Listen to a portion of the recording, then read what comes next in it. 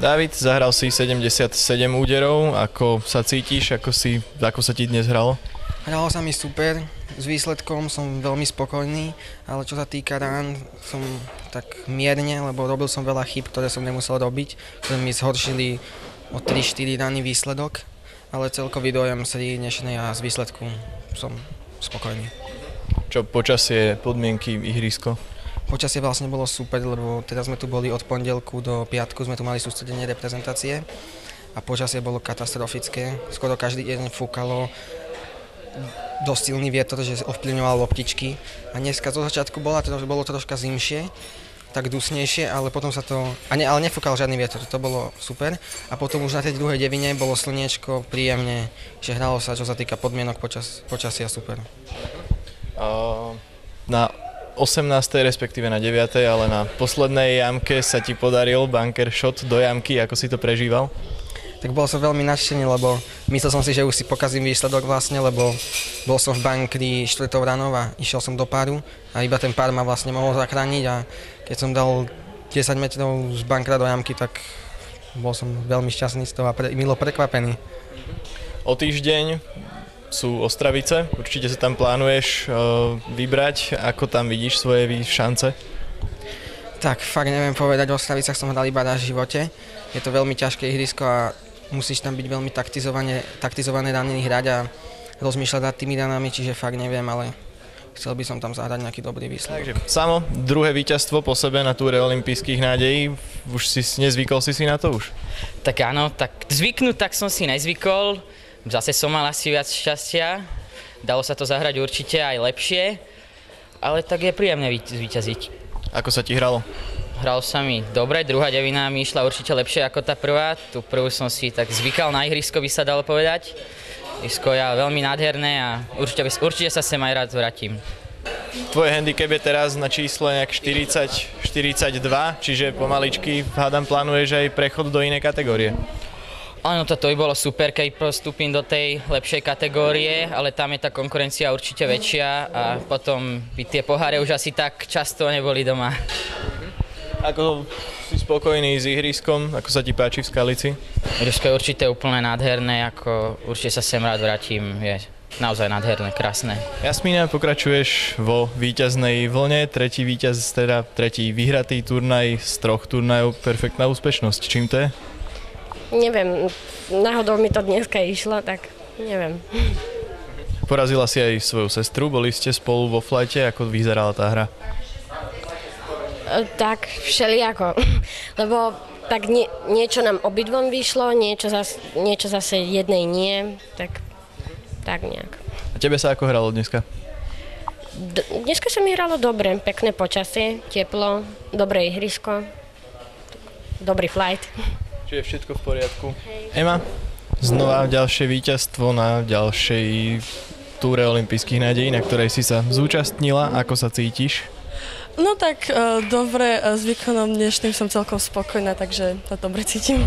76 rán, 4 nadpart, celkom solidné.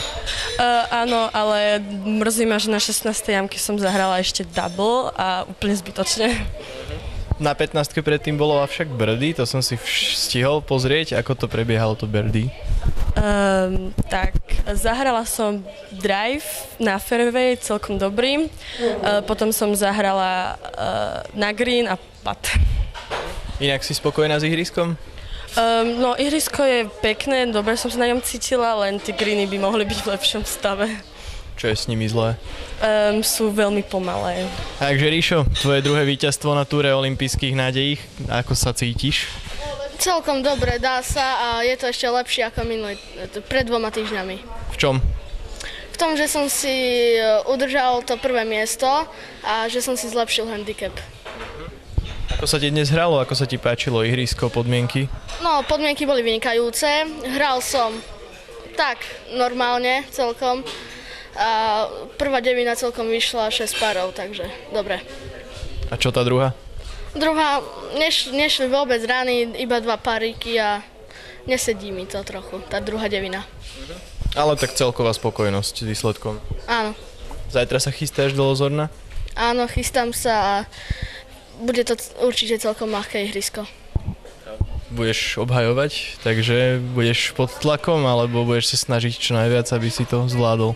No, budem mierne pod tlakom tým dnešným víťazstvom, takže pokúsim sa znova triumfovať. Samo na tretí pokus ti vyšlo víťazstvo konečne. Aké sú tvoje pocity? Ja sa cítim veľmi dobre. Tešíš sa z toho? Veľmi. Ako sa ti dnes hralo? Dosť dobre, áno. No tak, hral som boogie, double boogie, bol tam aj jeden taký, že škrt, tá posledná jamka. Ale ináč dobre. Nakoniec to vyšlo, zajtra je Lozorno, handicap si tiež celkom výrazne polepšil, budeš atakovať zajtra tých 36, aby si prešiel do inej kategórie? No pokúsim sa atakovať, áno. Tvoj posledný výsledok na túre olympijských nádejí je 3. miesto, dnes si teda zvíťazila, ako sa cítiš? Veľmi dobre, len prvá 9 bola dobrá, len tú druhú som už pokazila. Ako si ju pokazila, čo sa tam prihodilo? No, prvú som hrala +3 a potom som sa zhoršila. Snažila som sa lepšie, ale nepodarilo sa. Ako sa ti dnes hralo vo všeobecnosti? Hralo sa mi veľmi dobre a aj kvôli počasiu a som spokojná aj. Čo vravíš na podmienky, aké pripravili organizátori? Veľmi dobre. Takže Kristína, ty si dneska zahrala 49 úderov za 9 jamiek, výrazne si polepšila handicap, ako sa ti dnes hralo? Dneska sa mi hralo veľmi dobre, mala som super flight. Čo hovoríš na počasie, podmienky, ihrisko? Ihrisko je veľmi pekné, páči sa mi a počasie si myslím, že vyšlo.